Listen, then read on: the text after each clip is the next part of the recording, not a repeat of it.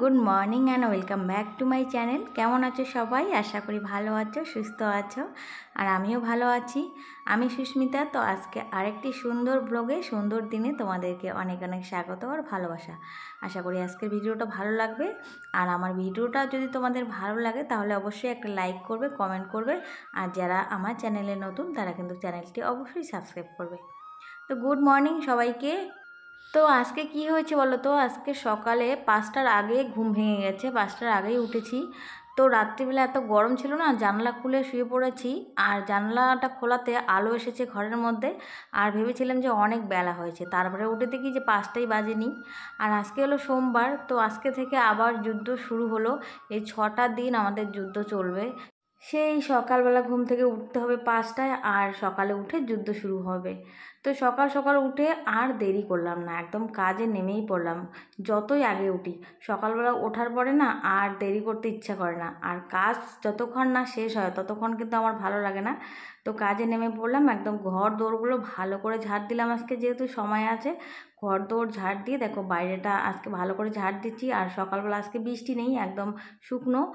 আর এদিকে কি হয়েছে বলো তো, এত চিকার পায়খানা এই বারান্দাটায় সকালবেলা উঠলে না, মানে নাক বন্ধ করে বাইরে বেরোতে হয়। তো গেটগুলো খুললাম, খোলার পরে দেখি একদম চিকায় পায়খানা করে ভর্তি করে রেখেছে। আর এই চিকার পায়খানা প্রতিদিন ধুতে ধুতে না আমার সত্যি অসহ্য লেগে গেছে।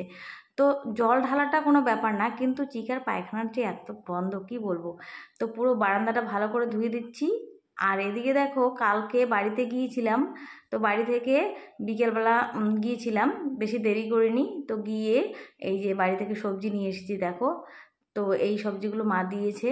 তো অনেক হয়েছে আমাদের বাড়িতে, এই যে ডাঁটা, তারপরে এই যে খানকুনি পাতা, তারপরে কাঁঠালের বীজ, আরও একটা শাক নিয়ে এসেছি যেটা আমরা বলি রসুন শাক, তোমরা কি নামে চেনো জানি না। তো এই শাকটা আমি কোনোদিনও খাইনি, তো তুলে নিয়ে আসলাম, অনেকটা হয়েছে। তো সকালবেলা এই যে কাজকর্ম করে স্নান করলাম, এত গরম লেগেছে, আর বাইরে যেহেতু ঝাড় দিয়েছি নোংরা হয়েছে, আর ধুলোবালিও গায়ের মধ্যে জমেছে, ভালো লাগে না। তো স্নান করে চলে আসলাম। আর এই যে প্রেশার কুকারে আলু সেদ্ধ দিলাম, আর এদিকে ডাল বসিয়ে দিলাম, মুসুর ডাল। আর কি বলো তো, সকালবেলা না আমি দুটো চুল্লিতেই রান্না বসিয়ে দিই একসাথে, না হলে তাড়াহুড়ো হয়, আর আস্তে আস্তে করলে না সেই সময়টা পাবো না। কারণ রান্নাটা শেষ হলেই আমার ঝামেলা শেষ, সকালবেলা রান্নাটা করেই ফেলি একদম চটপট করে সব রান্নাই। তো রান্না দেখো আমি উঠিয়ে দিলাম, আর এখন এই যে মশলা করব, আর আজকে একটা স্পেশাল রান্না করব, সেই স্পেশাল রেসিপিটা তোমাদের সঙ্গে শেয়ার করব। তো দেখো আলু সেদ্ধ করে নিয়েছি, আর এখানে কাঁচা লঙ্কা পেঁয়াজ কুচি একদম রেডি করে রেখেছি। তো আলুটা একদম গরম, সেই জন্য আমার এটা বুদ্ধি যে গ্লাস দিয়ে যখন আলু গরম থাকবে তখন গ্লাস দিয়ে এভাবে কিন্তু তাড়াতাড়ি করে একদম আলুটা মেখে নেওয়া যায়।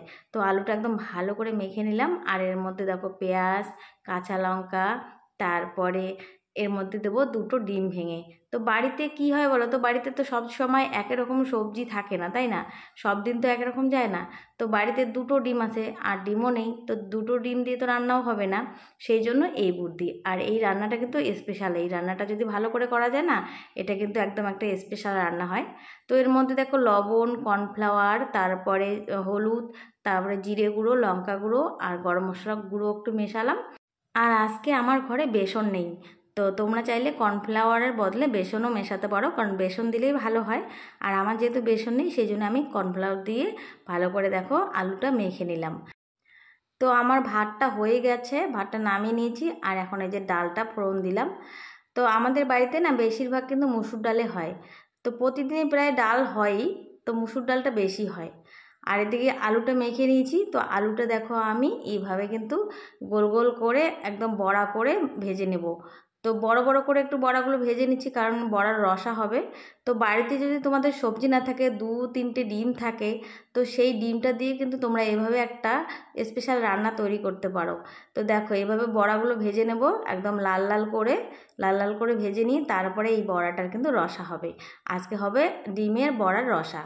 তো দেখো এখানে মশলাটা কষিয়ে নিলাম, একদম পেঁয়াজ, আদা, রসুন, লঙ্কা বেটে নিয়েছি, আর এর মধ্যে দিয়ে দিলাম একটু টক দই। তো ভালো করে মশলাটা কষিয়ে নিয়ে তার মধ্যে দেখো জল দিয়েছি অল্প করে। তো এখন বড়াগুলো দিয়ে দিলাম, আর একটু ফুটিয়ে নেব, আর ঝোলটা একটু মাখা মাখা হলে তারপরে একটু গরম মশলা দিয়ে নামিয়ে নেব। তো দেখো আমার বড়া রসা তৈরি হয়েছে, আর দেখতে কিন্তু খুব সুন্দর হয়েছে, তোমরা একবার ট্রাই করতে পারো। তো কেমন লাগলো আজকে বড়া রেসিপিটা তোমরা কিন্তু অবশ্যই কমেন্ট করে জানিও। আর এই যে দেখো আমার টিফিনের ভাত, তো আমার ছেলের জন্য এখন টিফিনের ভাতটা রেডি করতেছি। আর এখনও কিন্তু 7টা বাজেনি, তার মধ্যে কিন্তু আমার রান্না প্রায় শেষ হয়ে গেল। আর এদিকে দেখো বাবুর জন্য টিফিনটাও রেডি করলাম, একদম গরম গরম হটপটের মধ্যে ভাত দিয়ে দিলাম। তো এই যে এখন দেখো আমার লাস্ট রান্না, এটা কিন্তু শেষ রান্না, সব রান্না হয়ে গেছে। তো কাঁঠালের বীজ দিয়ে চুষনি ডাঁটার সর্ষে বাটা দিয়ে চচ্চড়ি। তো এই ডাঁটাগুলো বাড়ি থেকে এনেছি, আর এই ডাঁটাগুলো এত খেতে টেস্টি কি বলবো। তো এদিকে দেখো আজকে প্রচণ্ড রৌদ্র উঠেছে, এত রৌদ্র উঠেছে আর গরমও পড়েছে।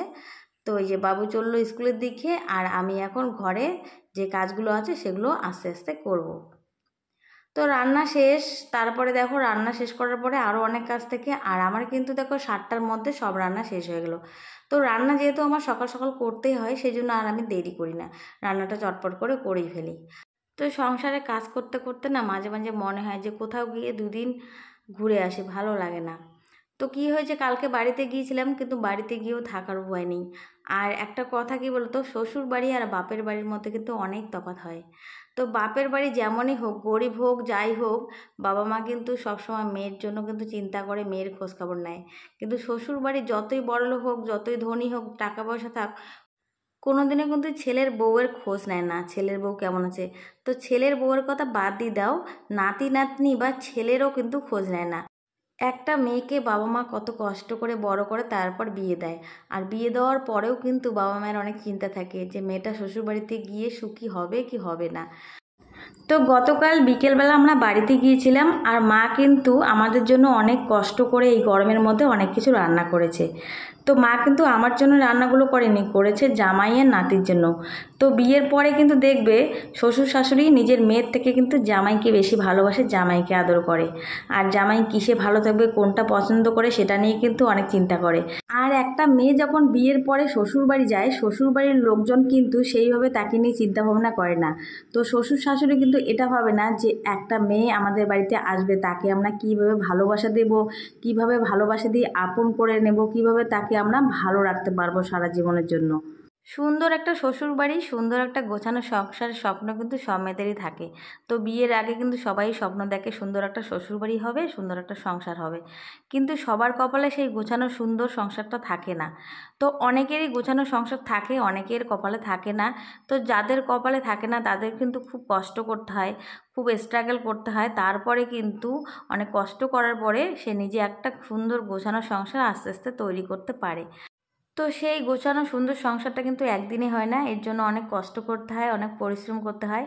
আর এই সুন্দর গোছানো সংসারটা কিন্তু একটা মেয়েই করতে পারে।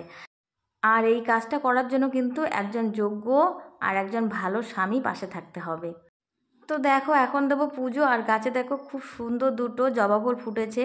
আর এখন না গাছে না খুব কম ফুল হয়, আর আজকে এত রৌদ্র উঠেছে, প্রচণ্ড রোদ আর গরমও পড়েছে। আর সেই জন্য আমি কিন্তু তাড়াতাড়ি করে কাজগুলো সেরে ফেলতেছি, কারণ এই গরমের মধ্যে না সারাদিন কাজ করতে একদমই ইচ্ছে করে না।